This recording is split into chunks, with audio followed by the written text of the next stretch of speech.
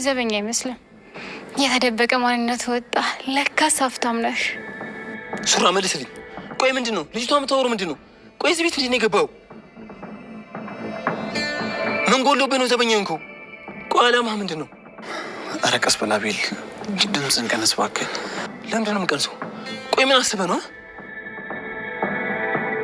ተናገር እንጂ ለምን ቀንሳለሁ? ወይኔ ተበላው።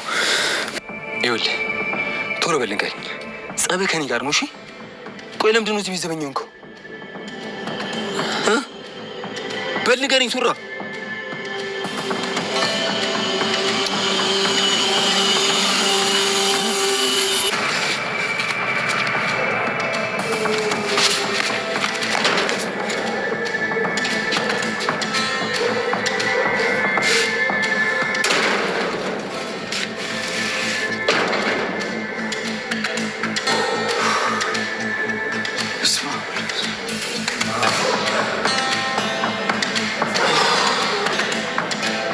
ሱራ አቤል ገና ከመፈታቱ በፊት በቁም ቅዠት እየቃዠ ነው ያለው።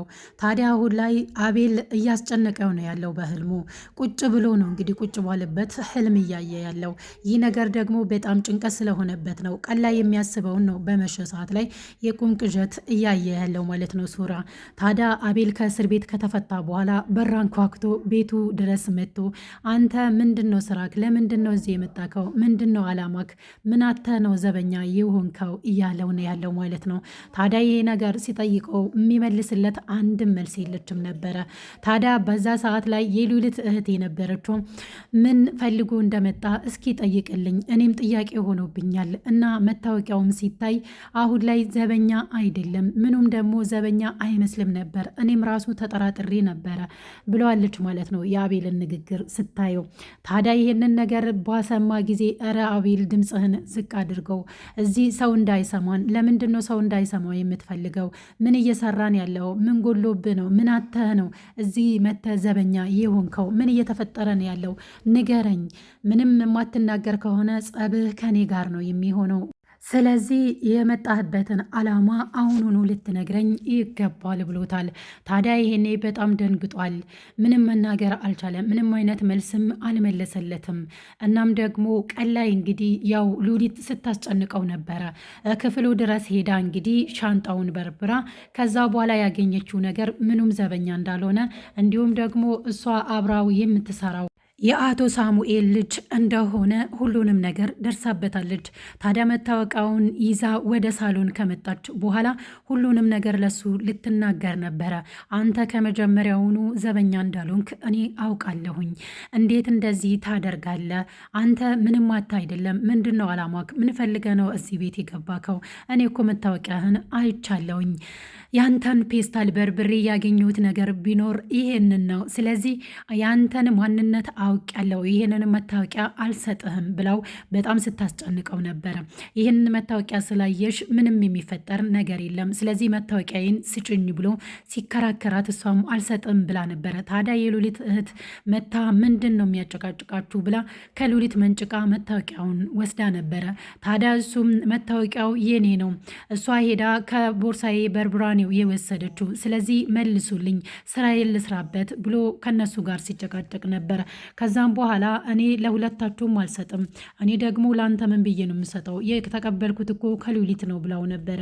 ታዲያ ይሄ መታወቂያ እሷ ናት ያለ ፈቃዴ ሄዳ ክፍሌ ገብታ የወሰደችው፣ ስለዚህ ለእኔ ነው ልትሰጭኝ የሚገባው ብሏታል። ታዲያ ከዛ በኋላ አልሰጥም ብላ እምቢ ብላ እሱ ደግሞ ከእሷ መንጭቆ ወስዶ ወደ ስራው ተመልሷል ማለት ነው። ይህንን ነገር ካየ በኋላ ነው እንግዲህ የቁም ቅዠት የሆነበት። አቤል ቢመጣ ምን ሊፈጠር ይችላል የሚለው ነገር ሀሳብ ጭንቀት ሲሆንበት በቁም ቅዠት መቃዠት ስለጀመረ ነው ማለት ነው። ከዛ በር ከፍቶ አየ። አላመነም ነበረ ሲነቃም። በር ከፍቶ ካየ በኋላ ህልም እንደነበር አየ ማለት ነው። እንግዲህ ቁጭ ብሎ እየቃዠን ያለው ምን እያደረግኩ ነው ያለሁትኝ? እንዴት ነው ይህ ነገርስ ሊፈጠር የቻለው? ምን ነው የዛን ጊዜ ባልጠጣሁኝ ነበረ፣ ባልሰከርኩኝ ነበር፣ ይሄ ሁሉ ስህተት አይመጣብኝም ነበረ በዚህ ልክ እቺ ጨቅላ ልጅም እንደዚህ ያላሰቃያትም ነበረ። ያለ እድሜዋ እንድታስብና እንድትጨነቅ አላደርጋትም ነበረ። አሁን ምንድን ነው የሚውጠኝ? እናም ደግሞ ምርመራው ከታወቀ በኋላ እኔ እንደዚህ ማድረጌን ካወቀች በኋላ ምንድን ነው የምትለው? እናም ደግሞ ምንድን ነው የሚውጠኝ የሚለው ነገር በጣም ጭንቀት ሆኖበታል ማለት ነው። እናም አሁን ላይ ለእሷም እየተጨነቀን ያለው ፎቅ ላይ ሆና እንግዲህ ወዲያ ወዲህ ስትል ባያ ሰዓት ላይ ወይኔ እንድትጨነቂ ያደረግኩሽ እኔ ነኝ። አቤት ውርደቴ! ምንድን ነው አሁን የሚውጠኝ? ምርመራውም ከመጣ እኮ እኔ መሆኔ እታወቃለሁ። የዛኔ ደግሞ ወንድሟ አይለቀኝም ብሎ እየተጨነቀን ያለው። እናም በር ተንኳኩቶ በር ሲከፍት እንግዲህ ቃል ነበረ። ቃል ሲመጣ ጽዮን ፎቅ ላይ ነበረች ማለት ነው። ስታየውም በቃ እመጣለሁኝ በዚህ ላይ እንደውም መዝለል አምሮኛል እዘላለሁ ስትለው እንዴ መዝለል የለብሽም ልጁስ ብሎ ነበረ ማለት ነው ዘበኛው። ከዛ በኋላ እንግዲህ አንተ ደግሞ ስለ ልጄ ምንድን ያወቅከው? የኔን እርግዝና እንዴት ልታውቅ ቻልክ? ስራህን አሰራም እንዴ? ለምንድን ነው በዚህ ልክ እኛ የምናወራውን እያዳመጥክ ያለው? ምንድን ነው ቆይ አላማክ? ምን ፈልገህ ነው እዚህ ቤት የገባኩ? ብላ አስጨንቋለች ማለት ነው። እሷም ቢሆንም አንተ ስታወሩ ሰምቼ ነው እና ከዛ ላይ መዝለል የለብሽም ብሏታል። እሷ ለቀልድ ነበረ ስትል የነበረው። እናም በታች በኩል እንደምትመጣ ቃልም አስጠነቅቃት። ከዛ በኋላ መታ እንግዲህ ከነሱ ጋር ማውራት ፈልጋ ነበረ ማለት ነው። ከዛ በኋላ እንግዲህ አንድ ላይ ከሆነች በኋላ ቃልም ወደ ቤቱ ወስዷት ነበረ። ከወሰዳት በኋላ እንግዲህ ከእህቱም ጋር ተገናኘች። በጣም ደስ የሚል ጊዜ ነበር ያሳለፉት። ቲቪ እያየች ነበረ ማለት ነው የቃል እህት እንግዲህ እንደሚታወቀው እዛ ቤት ውስጥ የገባችውን ስለ ሰራተኛ ማንነት ማወቅ ትፈልጋለች። ቁጭ አድርጋ እየጠየቀቻት ነበረ። ነገር ግን እያንዳንዱን ነገር እየጠየቀቻት ልትመልስላት አልቻለችም። እሷ ስትከታተላት ነበር። ነገር ግን ሰራተኛዋ የቃል እህት እንደምትከታተላት አታውቅም ነበር። ታዲያ አሁን ላይ ሁሉን ነገር እንዳወቀች ስልኳን አምጥታ ልታሳያ ስትል እነ ቃል መጥተው ነበረ። ከዛ በኋላ እንግዲህ እግዚአብሔር አወጣት።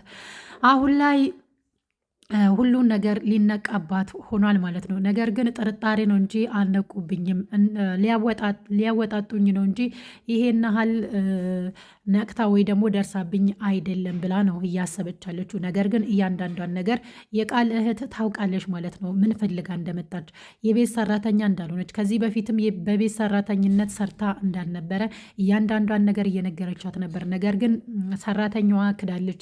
እኔ ከዚህ በፊትም የቤት ሰራተኛ ነበርኩ እና እኔ እንጀራዬን ፈልጌ ስራዬን ፈልጌ ብቻ ነው የመጣሁት። አንቺ ግን በአጉል ጥርጣሬ እየጠረጠርሽኝ ነው ያለሽው ብላታለች ማለት ነው። ነገር ግን እዛ ቤት ውስጥ በሰራች ሰዓት ላይ በጣም ነው የምትጨነቀው። እናም ደግሞ ዛሬ አወቁብኝ ነገ አወቁብኝ እያለች እሷም በቁሟ እየቃዠች ነው ያለችው ማለት ነው። እንግዲህ ቃልና ጽዮን ከመጡ በኋላ ያንን ነገር ትረሳዋለች። ከረሳች በኋላ እንግዲህ ከቃል ጋር ጨዋታቸው ይቀጥላሉ ማለት ነው። ደስ የሚል ጊዜ ነበር ያሳለፉት ጽዮንና የቃል እህት እንግዲህ ቃልን እንደዛ ሲያሽከረክሩት ነበረ፣ እየኮረኮሩት ሲያስቁትና ደስ የሚል ጊዜ ነበር ያሳለፉት። ቃል በዚህ ልክ እውነት በጣም መልካም ሰው ነው ብላ እንድታስብ አድርጓታል ማለት ነው ጽዮን። ናታንና ኤፍራታ ደግሞ ስለ ጽዮን በጣም እየተጨነቁ ነበረ። የት ነው ሄደችው? ከሄደችም በኋላ በዚህ ልክ ማምሸት አልነበረባትም። ወቅቱም አሁን ላይ የአምሽታ የምትገባበት አይደለም። እናም እርግዝናዋም አይፈቅድም ብሎ እየተጨነቀላት ነው ያለው ማለት ነው ናታን እንግዲህ ያው ጽዮን እውነታውን ስለነገረችው አሁን ላይ እየተጨነቀላት ነው ያለው ማለት ነው።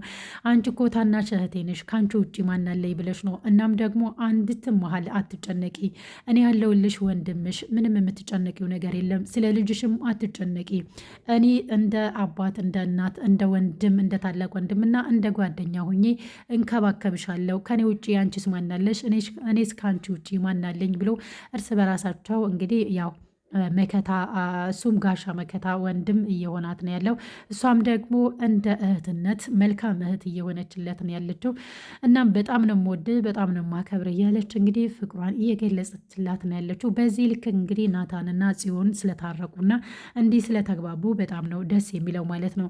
ናታን ያስጠነቀቃት ነገር ቢኖር ቃልን በዚህ ልክ ማመን የለብሽም እሱ እኮ መልካም ነው ጥሩ ሰው ነው ብላ ስትነግረውም ምንም ቢሆን ይሄን መሀልማ በሰው አትተማመኝ። ምንም ቢሆን የሰው ልጅ ነው፣ መልካም ነው ብለሽ ስታስቢው ምናልባት ክፉን ሰውም ሊሆን ይችላል። እናም እንደዚህ ማምሸት የለብሽም፣ መጠንቀቅ አለብሽ። እናም ደግሞ ነገ ነው ቀጠሯችንም በቀጠሮሽም እንግዲህ መጨነቅ የለብሽም።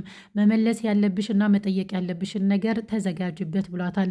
እኔ ሁሉንም ነገር ተናግሬ ስለጨረስኩኝ ምንም የሚያስጨንቀኝም የምጠይቀውም ነገር የማስበውም ነገር የለኝም። እኔ አውቃለሁ ከአቤል ውጭ ይህንን ነገር አያደርግም ብላ ስለደመደመች ይህንን መልስ መልሳላችኋለች ለናታንና ለኤፍራታ ማለት ነው።